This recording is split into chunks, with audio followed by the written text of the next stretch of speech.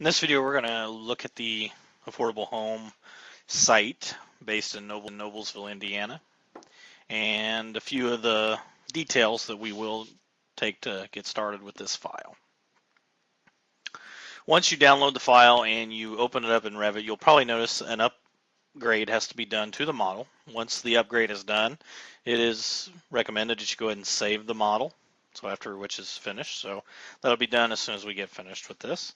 But a few things that we want to look at is here is the floor plan with our site. Lots of lines, lots of things kind of going on. We do have some elevation lines that show what is the elevation. You will note that this elevation is set at, the majority of our site is about 769 feet. And that's going to be where we look at for this particular site plan. So what that is for Noblesville, that is the elevation due to sea level. If you go to the default 3D view, you're going to notice there's one issue. It's like, why are we so zoomed out? There are a few items down here. So a stormwater basin, manhole cover, and fire hydrant that are not on our site plan that we can pretty much get rid of. So I can go ahead and delete those items, and then when I click on the home button, our site will properly fit to our screen. All right, another thing we'll look at elevation wise. So you will see that in the elevations there will be level 1 and level 2, and this was created in an architectural template, and you will see that those elevation views are there, and that elevation of 769 feet. That's why our site is so far above those two levels. And later on, we'll be looking at adding some new levels in there so we're able to properly place our house onto the site. All right, one of the things is as I go through activity 237, again, this video is going to stand as a tutorial for just kind of preparing our site plan. A few things that we want to take a look at. I'm going to cover the first 3 bullet points, which are going to be using a 1 inch equals 30 foot scale. So if you look down into the bottom left hand corner of your screen, this scale is already set for us. We do not have to worry about changing that or making sure, as long as we have that indication in the bottom left corner, everything will be fine for our future ones. The other place we can look at is in the properties palette, and our scale is listed there as well. So now we can take a look at the legal description. So the legal description of the property can be provided where we would like it to be. Now, on the actual affordable home site plan document, they have that legal description like right inside of the building lines or the setbacks for the property. And what I would really encourage, or since we go through and are going to be using this, I'm going to actually use the annotate tab, utilizing the text tool.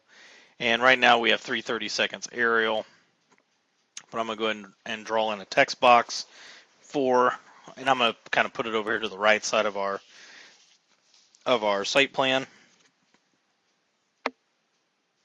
Here we're going to see that the legal description is known as Lot 8. And I'm going to zoom in here so that way we can see this properly. So this will be Lot 8, and then our square will be 23, so we can abbreviate square as SQ. And then in all capitals, property area, and then we'll have 0.5 acres. So here we have a half an acre. As we take a look at setting in the text box, if we need to increase it, we can go up to possibly changing our text here. Let's go to a 1/4 inch aerial. So 1/4 inch aerial, you can see, is a lot bigger. So maybe we want to set at 3:30 seconds. It's going to be matching more of what our particular site plan will be. And maybe it would be a good idea to go through and place this somewhere on our site plan. Maybe someplace where it's not in the middle, because it's probably going to get covered up somewhere. And later on we may need to move this tag somewhere. So maybe even up here above within our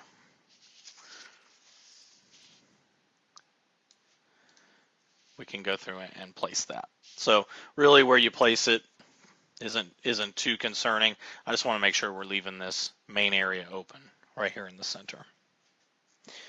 All right, the last part in this video we will cover is how to place the north directional arrow, and in this case, still under the Annotate tab, we're going to go down to the symbol option.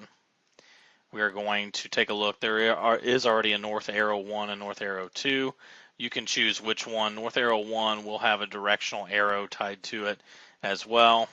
North arrow 2 just has a kind of quadrant-based system with the north line of that quadrant being highlighted in bold once we place it. I'm going to go ahead and place with north arrow 1, and we just want to go through and have that there. And again, maybe